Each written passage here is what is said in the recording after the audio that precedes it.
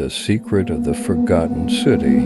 It was a quiet, foggy night when Anna and her friends set out to explore the forgotten city. The city, named Mortisville, had been abandoned for decades and was considered cursed. Locals avoided it, and stories of strange occurrences and unexplained disappearances circulated in the area. The five friends, Anna, Chris, Sarah, Mark, and Emily, had always been fascinated by eerie legends and adventures, and Mortisville was the perfect destination for their latest expedition. They parked their car at the edge of the forest and began the journey to the deserted city on foot. The forest was dense, and the mist hung heavily in the air as they ventured deeper into the darkness.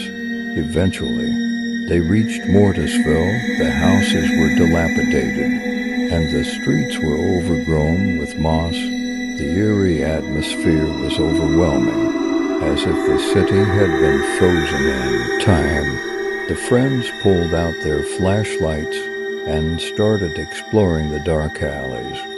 Inside the abandoned houses, they found dusty furniture and forgotten belongings. It was as if the residents had left the city overnight without taking their possessions. Initially excited, the friends grew more uneasy the deeper they ventured into the city.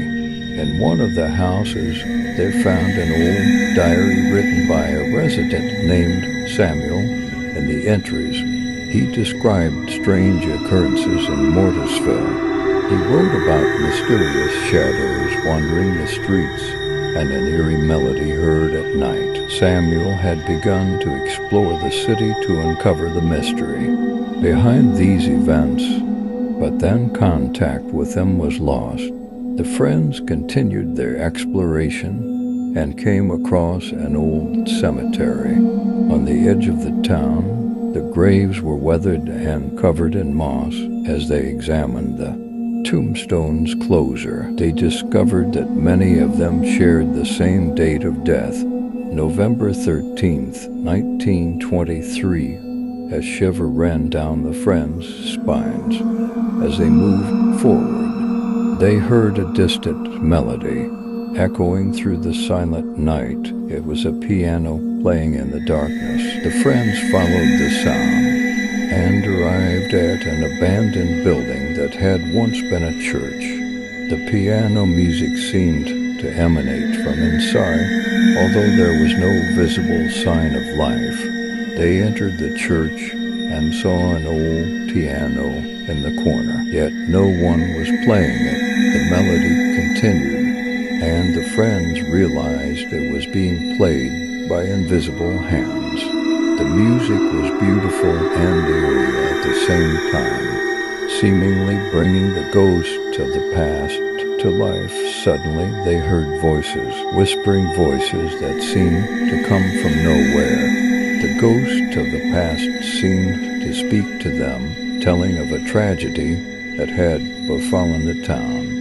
It turned out that on November 13th, 1923, the day of the great disaster, a terrible plague had struck the town. The residents of Mortisville had died agonizing deaths, and their souls remained trapped in the city.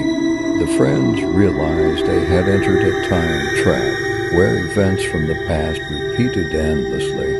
They felt helpless and trapped as the ghosts of the past swirled around them. The friends decided to leave the cursed city, but invisible hands prevented them from doing so. They had entered the city, and it seemed it would not let them leave. Desperately, they searched for a way out. Eventually, they realized they needed to free the souls of the deceased residents of Mortisville. To leave the city, using the old diary and an ancient ceremony they found within it, they began to appease the ghosts and bring them peace. The night seemed endless, and the ghosts fought against the darkness of their own past.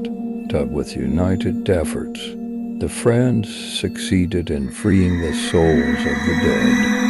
The city of Mortisville awoke from its nightmare, and the ghosts disappeared. The friends returned to the present, standing before the abandoned city, now quiet and peaceful. They had unraveled the secret of the forgotten city and freed the ghosts of the past.